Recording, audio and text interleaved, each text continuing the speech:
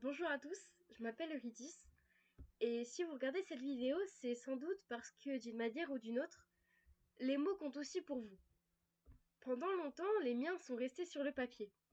Ils vivaient dans des carnets, dans les notes de mon téléphone, dans des débuts d'histoire que personne ne lisait jamais vraiment.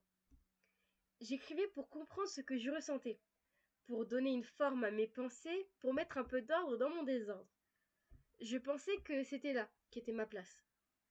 Derrière une feuille, un stylo à la main, à écrire ce que mon cœur me dictait. Puis un jour, au lycée, j'ai participé à un concours d'éloquence. Moi qui écrivais sans jamais vraiment prendre la parole, j'ai dû faire quelque chose qui me semblait impossible. Prononcer mes mots devant d'autres personnes. Et j'ai découvert que les mots changent lorsqu'ils quittent le papier. Ils tremblent un peu, ils hésitent parfois, mais ils respirent. Ensuite, j'ai participé à un second concours, sur un métier qui nous tenait à cœur. Et sans hésiter, j'ai choisi de parler de celui qui m'accompagne depuis très longtemps, le rêve de devenir autrice.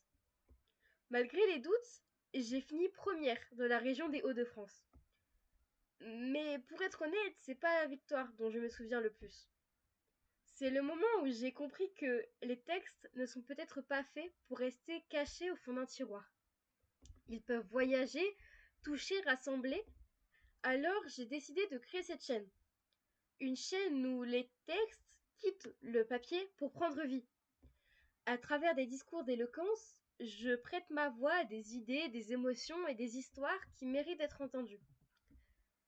Ici, vous trouverez surtout des discours, des sujets qui me touchent, qui me révoltent, des sujets qui me questionnent, qui me font espérer, des mots pour défendre des idées, pour parler de ce qu'on ressent sans toujours savoir l'expliquer, des mots pour dire tout haut ce que beaucoup gardent tout bas. Et peut-être qu'un jour, certains de ces mots viendront de vous. Parce que j'ai envie que cette chaîne soit un échange. Un endroit où l'on peut réfléchir sans se juger, ressentir sans s'excuser, parler sans avoir peur de ne pas être entendu. Malheureusement, je n'ai pas toutes les réponses.